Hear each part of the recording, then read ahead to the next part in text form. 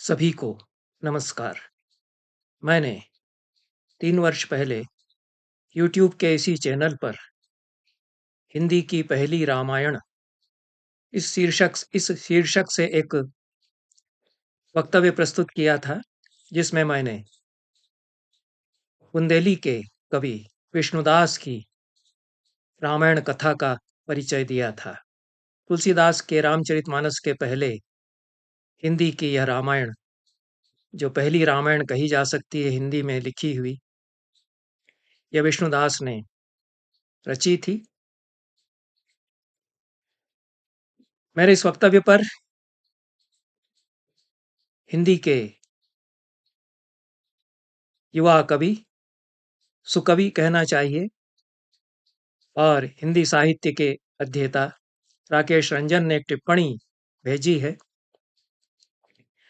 जिसमें उन्होंने चौपाई और चौपई में अंतर बताते हुए छंदशास्त्र की जो हिंदी की परंपरा है उस पर अच्छा प्रकाश डाला है। और किस प्रकार से चौपई छंद, जिसमें अंतिम वर्ण लघु होता है, और चौपाई से उसका अंतर यही है कि अंत में 2 वर्ण गुरु लघु होते हैं। चौपाई में दोनों गुरु होते हैं। अनेक प्राचीन कवियों का राकेश रंजन ने उल्लेख किया है, जिन्होंने कि चौपई छंद का अच्छा प्रयोग किया है। सरहपा 8वीं शताब्दी में हुए, उन्होंने दोहा कोश में चौपई छंद का प्रयोग किया है, जिसे जयकरी भी छंद शास्त्र में कहा गया है। मेरे पास जगन्नाथ प्रसाद भानु की पुस्तक है, छंद प्रभाकर। यह हिंदी में छंद शास्त्र का अनोखा ग्रंथ है और इसका अध्ययन किया जाना चाहिए। जितनी बारीकी से छंदों का विश्लेषण और लक्षण करते हैं, सुचिंतित लक्षण करते हैं जगन्नाथ प्रसाद भानु, वह अद्भुत उनका कार्य रहा है। और एक-एक छंद के कई-कई भेद वे बताते हैं। 16 मात्रिक छंदों के उन्होंने जो बहुत बताए हैं, अनेक भेद बताए हैं। उसमें से चौपाई, चौपई और चौबोला, इन 3 छंदों का भी विवेचन उन्होंने किया है। तदअतिरिक्त उन्होंने पद्यटिका आदि अन्य अनेक छंद 16 मात्रा के जो हिंदी में लिखे जाते रहे हैं, उनका परिचय दिया है, और कैसे लय का निर्वाह इनमें किया जाए। लय की बड़ी अचूक पकड़ के साथ जगन्नाथ प्रसाद भानु इसमें छंदों का विवेचन करते हैं। सरहपा के बाद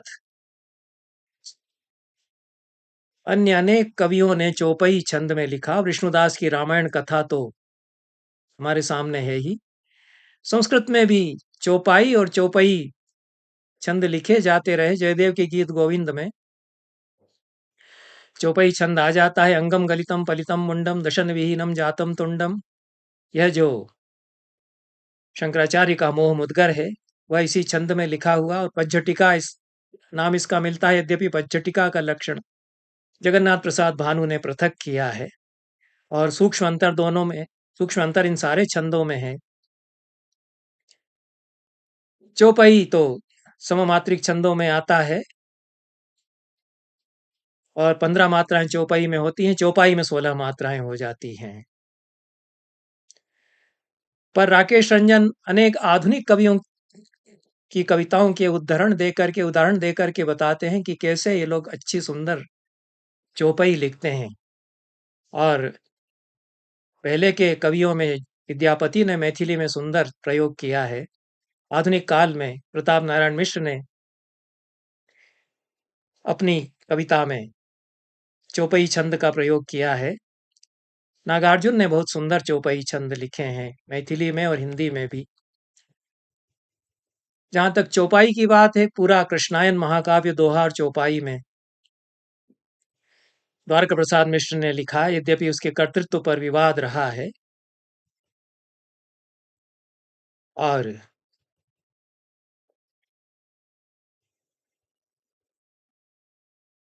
चौपई का जो चरणांत है, जिसमें कि अंत में एक गुरु और एक लघु होता है, उसके स्थान पर एक लघु और फिर गुरु कर दिया जाए तो चौबोला छंद बन जाता है। तीनों में लय का निर्वाह कैसे होगा, यति और लय का, इस पर जगन्नाथ प्रसाद भानु ने बारीकी से चर्चा की है। रघुपति राघव राजा राम, पतित पावन सीता राम, यह जो पूरा गांधी जी को प्रिय भजन है, यह भी चौपाई छंद में लिखा गया है। 2 पुस्तकें मुझे हाल ही में प्राप्त हुई, जिनसे लगता है कि दोहा और चौपाई किस प्रकार से रच बस गए हैं हमारे जीवन में। दोनों पुस्तकों के प्रणेता गायत्री प्रसाद पांडे हैं और अनुवाद की पुस्तकें हैं दोनों। पहली में वाल्मीकि रामायण के सुंदर कांड का अविकल संपूर्ण अनुवाद दोहा और चौपाई छंदों में किया गया है। उन्होंने चौपाई ही कहा है, यद्यपि कहीं कहीं चौपाई बन गई है। और दूसरी पुस्तक उनके द्वारा अनुदित है, संपूर्ण भागवत का उन्होंने दोहा चौपाई में कई अन्य छंद भी लिए हैं, अनुवाद किया है। दोनों ही बड़े सरस अनुवाद हैं। और गायत्री प्रसाद पांडे संस्कृत और हिंदी के रचनाकार हैं, विद्वान भी हैं, नव्य व्याकरणाचार्य हैं और साहित्य रत्न हैं, विद्यावारिधि हैं। अध्यापन वे करते रहे हैं संपूर्णानंद संस्कृत विश्वविद्यालय में। और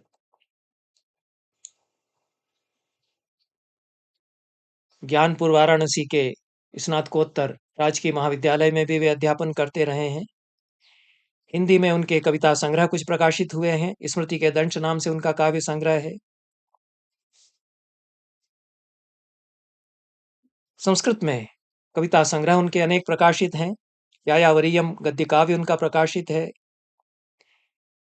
संस्कृत पद्य संग्रह उनका प्रकाशित है। और करपात्र चरितामृतम नाम से संस्कृत पद्यमय चरित काव्य उन्होंने स्वामी करपात्री जी पर लिखा है संस्कृत में। संस्कृत में कथा संग्रह उनका प्रकाशित हुआ है, जिसकी चर्चा मैंने की है अपने अभिनव संस्कृत साहित्य बृहत इतिहास में भी मैंने उसकी चर्चा की है, और अन्यत्र व्याख्यानों में भी मैं गायत्री प्रसाद पांडे की जो कथाकृति है उसकी चर्चा करता रहा हूँ। सुंदर कथाएं, कहानियां उन्होंने संस्कृत में लिखी हैं। आधुनिक भावबोध से युक्त रमणीय कथा संविधान के साथ कहानी वे लिखते हैं। कविता भी उनकी बड़ी सरस होती है। हिंदी में ललित निबंध भी उन्होंने लिखे हैं। और कथायनी संस्कृत कथा संग्रह उनका प्रकाशित है। अनेक उनके वैदुष्यपूर्ण ग्रंथ भी प्रकाशित हैं। वाक्यार्थ विमर्श व्याकरण विषयक उनका ग्रंथ प्रकाशित है। और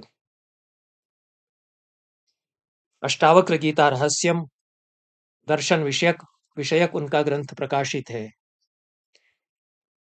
गायत्री प्रसाद पांडे सरस्वती के एक साधक हैं, और भले ही हिंदी में उनकी चर्चा न होती हो, पर पुस्तकें तो उनकी पढ़ी जाएंगी। विशेष रूप से ये जो 2 पुस्तकें अभी अभी उनकी प्रकाशित हुई हैं। पहली पुस्तक यह वाल्मीकि रामायण के सुंदर कांड का दोहा चौपाई में रूपांतर है। ये बड़ा अध्यवसाय का, अभिनिवेश का और मनोयोग से किया जाने वाला कार्य है। रम करके ही किया है गायत्री प्रसाद पांडे ने।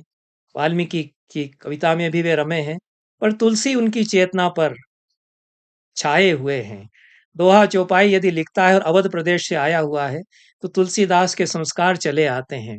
और वाल्मीकि का जो आर्ष व्यक्तित्व है वो कहीं छूटता हुआ लगता है। अनुवाद बड़े सुंदर हैं दोनों ही, भागवत का हो या वाल्मीकि रामायण के सुंदर कांड का, गायत्री प्रसाद पांडे का। और चौपाई पर उनकी पकड़, दोहे पर उनकी पकड़ अद्भुत है, अच्छी है। दोहा तो हमारा जातीय छंद है, ऐसा भी कुछ लोगों ने कहा है। कुछ लोगों ने यह भी कहा कि मुक्त छंद ही हमारा जातीय छंद है।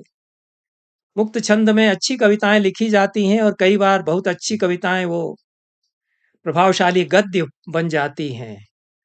उनमें न कोई रस होता है, न लय होती है, न छंद बनता है। स्टेटमेंट बहुत जोरदार दिया जाता है उनमें। गद्य में लिख दो, अखबार का जो संपादकीय है पहले के कुछ अच्छे संपादक बहुत बढ़िया संपादकीय लिखते थे, उसी की एक-एक वाक्य को तोड़ करके 2-2 3-3 शब्द एक पंक्ति में लिखें तो आज की जो मुक्तचंद की कविता है कुछ उस तरह की कविता बन जाती है। ऐसे कुछ संपादकों के संपादकीय मैं पढ़ता रहा हूँ, जो इतना बढ़िया गद्य लिखते रहे, अब तो नहीं वैसा गद्य देखने को मिलता है। तो अच्छा गद्य और मुक्तछंद की कथित कविता ये बहुत निकट आ गए, कई बार ऐसा लगता है। फिर भी छंद बने हुए हैं, तो यह नहीं कहा जा सकता कि छंद तो छूट गए हमसे। और नागार्जुन की कविता में जिस तरह से चौपाई आती है, त्रिवचन की कविता में जिस तरह से छंद आते हैं, संस्कृत के छंद आते हैं, तो छंद तो फिर भी रहेंगे।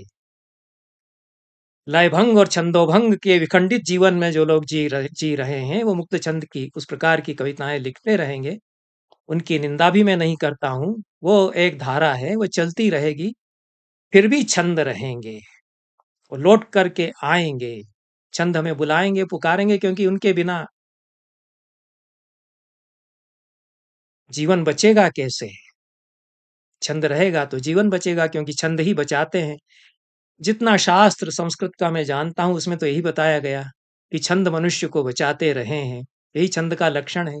आच्छादकत्वात् छंदः, जो मनुष्य के लिए कवच बन जाता है, बचा लेता है मृत्यु से, संकट से, भय से, पाप से, वह छंद हुआ करता है। ऐसा ऐत्रेय महिदास ने छंद का लक्षण किया।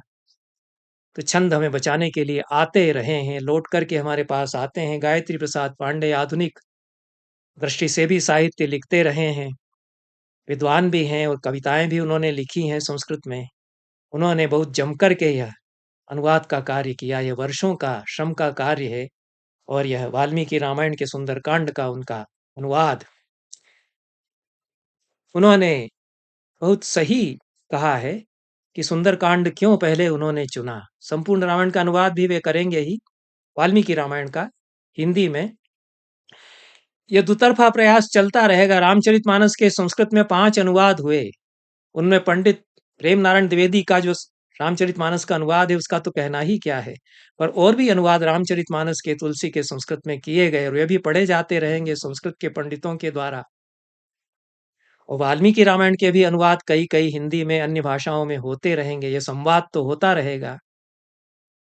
नए नए कवि आएंगे, अनुवादक जिनके भीतर कवि प्रतिभा है, वो कविता में अनुवाद में कविता को उतारना चाहेंगे, वाल्मीकि की हो, कालिदास की हो, अन्य कवियों की हो, तो वे छंदों में भी अनुवाद करेंगे। और यह तो प्रक्रिया चलती रहेगी। भाषाओं में संवाद की यह बहुत सहज स्वस्थ प्रक्रिया है। इसलिए मैं स्वागत करता हूँ गायत्री प्रसाद पांडे के दोनों अनुवादों का।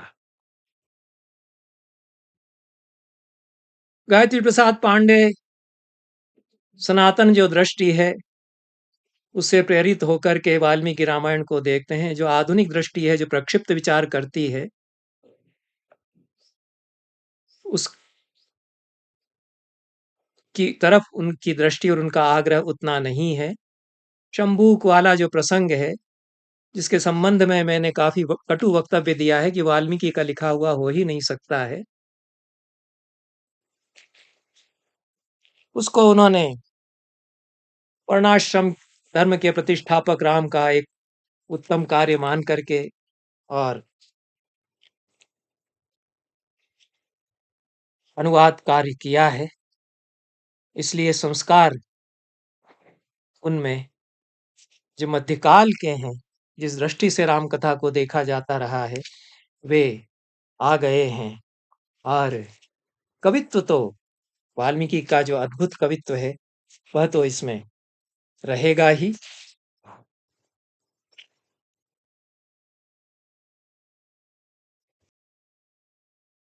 सुंदरकांड में हनुमान को जब स्मरण दिलाया जाता है उनके बल का, और फिर वे अपने विराट स्वरूप में प्रकट होते हैं वानरों के सामने, उसका वर्णन किया है। और वाल्मीकि ने जैसा वर्णन किया है उसको अच्छा उतारा है पांडे जी ने अपने चौपाइयों में। पूरब मुख पवनहि शिर नाये, बड़े कपीश दक्षिण ही जाए, देखा कपिन बड़े हनुमाना, राम काज विदु सिंधु समाना। लांघन सिंधु बढ़ाए काया, चरण भुजा नगराज दबाया, चरण हने गिरि कांपन लागा, पुष्पित लता कुसुम तरु त्यागा, सुरभित कुसुम बिछे चहु ओरा, मानो कुसुम गिरी का कोरा, महावीर जब गिरि दबावा, त्यागा जल मद करहि सुहावा, कंचन अंजन रजत समाना, गिरि महेंद्र जल बरसत नाना, धुआं अग्नि तह प्रकटे जाई, मैन शिला गिरि दीन गिराई, पर्वत गुफा जीव सब धाये, हनुमान तब गिरि दबाए, हनुमान जब गिरि दबाए, जब गिरि चरण दीन हनुमंता, भये कोलाहल पूर दिगंता। फिर कहा है दोहे में, जाके मस्तक स्वस्तिक उगलत आग कराल, गिरि महेंद्र पर्वत शिला दशई भयंकर व्याल। इस प्रकार से ओजस्वी जो बंध हैं उनका ओजस्विता के साथ निर्वाह किया गया है, और जहाँ कोमल भाव हैं उनमें उसी प्रकार की पदावली में जो सीता का अशोक वाटिका में वर्णन है, जो अन्य किसी रामायण में उतने मनोहारी रूप में नहीं मिलेगा, वाल्मीकि रामायण में जैसा मिलता है उसको भी उसी प्रकार से उतारा है गायत्री प्रसाद पांडे ने अपनी भाषा में। तुलसीदास की जो शैली है वह उनकी चौपाइयों में अच्छी तरह से उतरी है, और शैली फिर वाल्मीकि की कहीं कहीं नहीं रह जाती है। छंद बदलेगा, छंद का संस्कार उसके साथ आएगा। तो यह प्रश्न भी उठता है कि आप किस छंद में अनुवाद कर रहे हैं। प्रेमनारायण द्विवेदी जी ने रामचरितमानस का अनुवाद किया संस्कृत में, उन्होंने संस्कृत के छंद लिए। कहीं कहीं तो जैसा उसकी समीक्षा में कहा गया है कि तुलसी की चौपाइयों से अधिक सुंदर उनके छंद बन गए हैं, कहीं कहीं ऐसा हुआ है, कहीं कहीं टूटे भी हैं और वैसा भाव पूरा नहीं आ पाया है।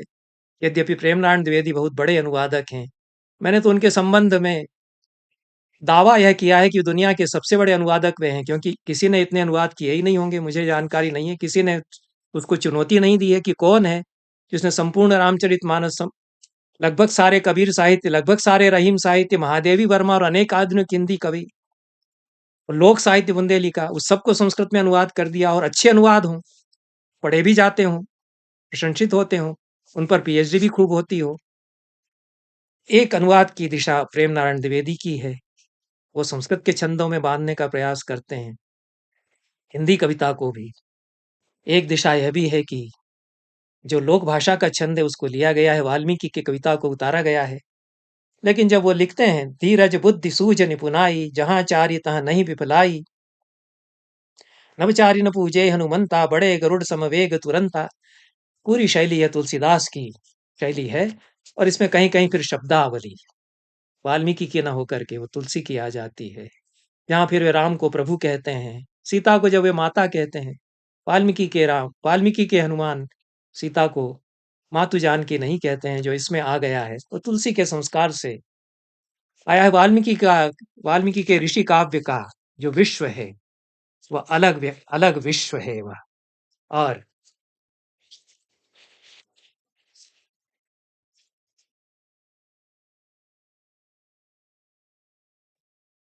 पठनीय अनुवाद यह है, इसमें कोई संदेह नहीं।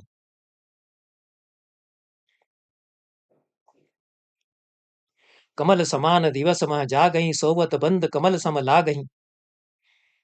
यह तो चौपाई जहां तक मैं समझता हूं नहीं रही, यह अंतिम दोनों लघु हो गए हैं।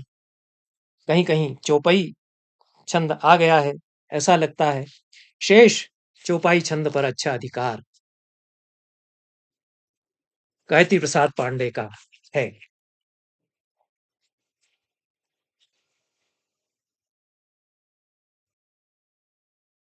अनुवाद करना बड़ी प्रतिभा का कार्य होता है। इस प्रकार के ग्रंथ का जिस प्रकार से अनुवाद गायत्री प्रसाद पांडे ने किया है, उसके लिए भी प्रतिभा अपेक्षित होती है। और बड़े कवि की कविता को उतार पाना और फिर छंद में उसी कविता को उतार पाना जो भिन्न प्रकार का छंद है। दुखेन बुबुधे सीताम हनुमान अनलंकृताम, आम्नायानाम अयोगेन विद्याम प्रशिथिलाम इव। आम्नाय के अयोग से प्रशिथिल हुई विद्या की तरह अनलंकृत सीता को दुख कठिनाई से हनुमान ने पहचाना। अनुवाद किया है, बिनु भूषण सिय जानी न पावा, जिमि वाणी नहीं अर्थ जनावा।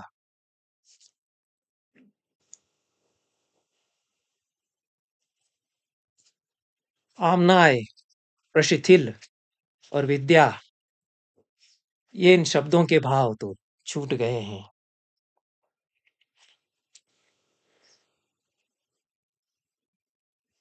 अन्यत्र भी जो वाल्मीकि की कविता है उसको कैसे चौपाई छंद में लाया जाए, इसका जो प्रयास गायत्री प्रसाद पांडे ने किया है वह निस्संदेह बड़ा प्रयास है, इसमें कोई संदेह। हनुमान जब सीता को संबोधित करते हैं तो रामदूत में मातु जानकी, कुशल कहो करुणा निधान की, ये तो तुलसीदास की ही शब्दावली पूरी आ गई है और संस्कार भी उनके आ गए हैं, छंद उनका आया ही है। तो यह भाषा के साथ, छंद के साथ मानसिकताएं बदलती हैं, दूसरी आती हैं, और एक काव्य दूसरी भाषा में जब आता है तो दूसरा लोक वह बनाने लगता है। यह गायत्री प्रसाद पांडे जी के अनुवाद को देख करके, अनुवाद कर्म की जो कठिनता है और फिर भी अनुवादक का कार्य कितना बड़ा है, प्रशस्य है, यह अनुभव होता है। जो लोग संस्कृत में नहीं पढ़ सकते, वाल्मीकि रामायण, सुंदरकांड पढ़ना चाहते हैं, कविता का भी आनंद लेना चाहते हैं, और हिंदी भाषा की और चौपाई छंद की, दोहे की जो समृद्धि है, सौंदर्य है, उसमें रमना चाहते हैं, उनके लिए तो यह कंठहार होनी चाहिए, यह पुस्तक जो सुंदरकांड का दोहा चौपाई में अनुवाद गायत्री प्रसाद पांडे ने किया है। दूसरी पुस्तक तो सचमुच में भगीरथ प्रयास ही है। यह संपूर्ण भागवत का 12 स्कंधों का दोहा चौपाई में रूपांतर है हिंदी में, और अद्भुत कार्य यह कर दिया है गायत्री प्रसाद पांडे जी ने। यद्यपि भागवत के अनेक अनुवाद मिलते हैं, बहुत पुराना जो अनुवाद हमारे घरों में रहता था वो रूप नारायण पांडे जी का गद्यानुवाद हुआ करता था। उसके बाद और भी अनुवाद हिंदी में भागवत के, श्रीमद् भागवत के मिलते हैं, और एक ऐसा ग्रंथ है जिसका कि अनुवाद यदि कोई कर जाता है तो कितना बड़ा वह हो जाएगा, इसकी मेरे जैसा छोटा आदमी कल्पना ही कर सकता है। क्योंकि भागवत का एक एक श्लोक वैदुष्य की पराकाष्ठा, चिंतन की पराकाष्ठा उसमें देखने को मिलती है, और उसको उतारना सरल सरस भाषा में, हिंदी के जातीय छंद में, जो दोहा और चौपाई है, चौपाई भी उसी प्रकार से हमारा एक जातीय छंद है और रमा हुआ है हमारे भीतर। चौपाइयाँ निकलने लगती हैं हमारे भीतर से, जब तब निकलती हैं तुलसी की चौपाइयाँ, और यदि रम गए हैं रामचरितमानस में तो अपने आप चौपाइयाँ बनने लगती हैं। इसका तो मैंने स्वयं अनुभव किया है। अब जो लोग नहीं रमे, अलग थलग पड़े हुए हैं, तो उनका हम क्या कर सकते हैं। तो बातचीत में चलते रास्ते चौपाइयाँ बनने लगती हैं, जीवन उससे एक अलग लय छंद में चलने लगता है। तो उस प्रकार के लय और छंद में जो लोग जीवन बिता रहे हैं, वे लोग अभी तो हैं। पुराने कवियों में भी अनेकों ने मुक्त छंद में कविताएं तब लिखी थी जब छंद में पूरी तरह से रम चुके थे वे। अज्ञेय ने और मुक्तिबोध ने भी छंदबद्ध कविताएं खूब लिखी पहले, और त्रिलोचन ने तो लिखी ही, नागार्जुन ने भी लिखी। केदारनाथ अग्रवाल की कविताएं, गीत अच्छे छंदों में है, उनमें भी छंद, पारंपरिक छंद पहचाने जा सकते हैं। इसलिए मेरा कहना यही था कि छंद बना हुआ है, और इस दृष्टि से यह जो दो बड़े काव्यों के अनुवाद करने का उपक्रम गायत्री प्रसाद पांडे ने किया, वह हमारे जीवन में, हमारे साहित्य में, हमारी कविता में छंदों के पुनर्वतरण का भी सूचक हो सकता है। क्योंकि दोहा बहुत सारे आधुनिक कवि अत्यंत नए भावबोध के साथ दोहे लिखते आ रहे हैं, उनको मैं जानता भी हूं। बरवे भी लिखते आ रहे हैं। भारतेंदु मिश्र ने बरवे छंद अच्छा लिखा है और नई कविताएं उन्होंने बरवे छंद में लिखी हैं। तो ये जो मान्यता है कि छंद जो है वह बांधता है, ये हमेशा सत्य नहीं है, क्योंकि छंद कई बार मुक्त भी कर देता है, हमको तोड़ देता है, हमारे भीतर की जकड़न को। उसका भी अनुभव जिन्होंने किया है वो जान सकते हैं। भागवत के अपने अनुवाद की भूमिका में गायत्री प्रसाद पांडे जी ने बताया है कि उनके परिवार में भागवत का पाठ होता रहता था। उन्होंने भी कुछ पारायण किए भागवत के, और अनुवाद करने का विचार वर्षों से उनके मन में संकल्प के रूप में बना हुआ था। भागवत के कतिपय स्कंधों का उन्होंने पहले अनुवाद किया, जो पुस्तकाकार पहले छप चुका है। होते होते संपूर्ण भागवत का अनुवाद उनका पूरा हुआ और यह प्रकाशित होकर के आ गया है। कई व्यक्तियों ने उनकी सहायता इसमें की है, संपादन कार्य में भी। और अनुवाद तो पूरा गायत्री प्रसाद पांडे जी ने किया है, पर संपादक के रूप में साथ में 3 विद्वानों के नाम उन्होंने दिए हैं: सरस्वती प्रसाद पांडे, जनार्दन प्रसाद पांडे और सुधा त्रिपाठी। परिष्कृत रूप में भागवत का एक अनुवाद इस तरह से हमारे सामने आ सका है। और कितना गहन अभिनिवेश इस अनुवाद के पीछे रहा है, यह तो इसके जो प्रथम स्कंद के प्रथम 3 पद्य हैं, जिनमें सारा निचोड़ भागवत का आ गया है, उन्हीं के अनुवाद से जाना जा सकता है। गायत्री प्रसाद पांडे जी ने श्रीमद् भागवत महात्म्य, जो पद्म पुराणांतर्गत जो पुराणांतर्गत है, उसके भी सारे अध्यायों का अनुवाद यहाँ पर किया है। और जो जन्माद्यस्य यतोऽन्वयादितरतश्चार्थेष्वभिज्ञस्वराट् तेने ब्रह्मरधाय आदि कवये मुह्यन्ति यत्सूरयः तेजो वारिमृदां मृषा विनिमयो यत्र त्रिसर्गो मृषा धाम्ना स्वेन सदा निरस्तकुहकं सत्यं परम धीमहि। ये जो पूरा वेदांत दर्शन प्रथम पद्य में, प्रथम स्कंद में आया, उसका अनुवाद इन्होंने जिस प्रकार से किया है, 3 सोरठों में इस पूरे पद्य का, शार्दूल विक्रीडित का अनुवाद इन्होंने किया है। सृष्टि स्थिति लय हेतु अनुगत सकल पदार्थ मह करऊं सत्य कर ध्यान मोहित जिससे सकल बुध यथा तेज जल भास जल थल थल जल यथा तेजो वारि मृदाम यथा विनिमयो। विनिमय शब्द वहां पर आया है और इन्होंने भास, तेज जल भास, उसको कहा है यत्र त्रिसर्गो मृषा।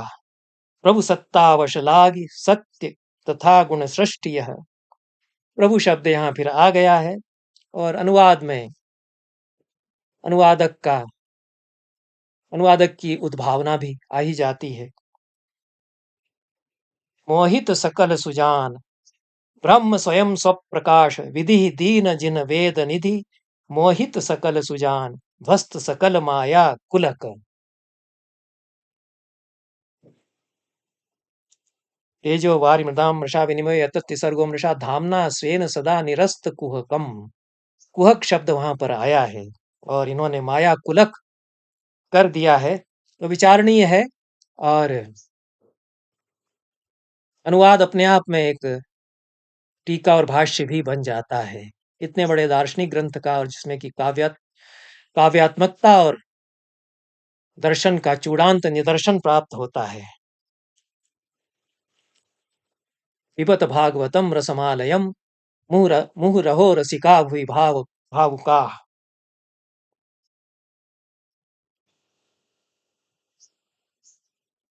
वेद रूप कल्पद्रुम ताकर फल यह मिष्ट सुख मुख के संपर्क से श्री भागवत विशिष्ट। ये दोहा है, यही फल छिलका आदि नहीं एकमात्र रसपूर जबलों प्राण शरीर मह पीलो भावुक शूर। भावुक शूर कर दिया है। तो यह 2 प्रकार की प्रतिभा मानी गई है हमारे शास्त्रों में, साहित्य शास्त्र में। कार्यित्री और भावयित्री दोनों का एक व्यक्ति में समागम हो जाए, ये बड़ा दुर्लभ समागम होता है और गायत्री प्रसाद पांडे में कार्यित्री और भावित्री प्रतिभा का समागम हुआ है, इसलिए इतना बड़ा अनुवाद कार्य वे कर सके हैं। कुछ उदाहरण मैंने दिए हैं, वो तो महान ग्रंथों के अनुवाद में जो समस्याएं आती हैं, वे समस्याएं बनी रहेंगी, पर जो साधारण पाठक, जो सामान्य पाठक इनको पढ़ेंगे और संस्कृत जिनको नहीं आती है वे इनको पढ़ेंगे, कविता के रसिक यदि हैं, तो दोनों ग्रंथों के रस प्रवाह में वे अवगाहन कर सकते हैं। इन शब्दों के साथ मैं गायत्री प्रसाद पांडे को वाल्मीकि रामायण के सुंदर कांड और श्रीमद् भागवत के संपूर्ण अनुवाद दोहा चौपाई छंदों में करने के इस प्रशस्य कार्य के लिए साधुवाद देता हूँ। और छंदशास्त्र की परंपरा किस प्रकार से एक युवा कवि के लिए भी ग्राह्य है, विवेच्य है, यह भी राकेश रंजन जी की टिप्पणी से यह भी मेरी धारणा बलवती हुई। उनको भी मैं धन्यवाद देता हूँ। नमस्कार।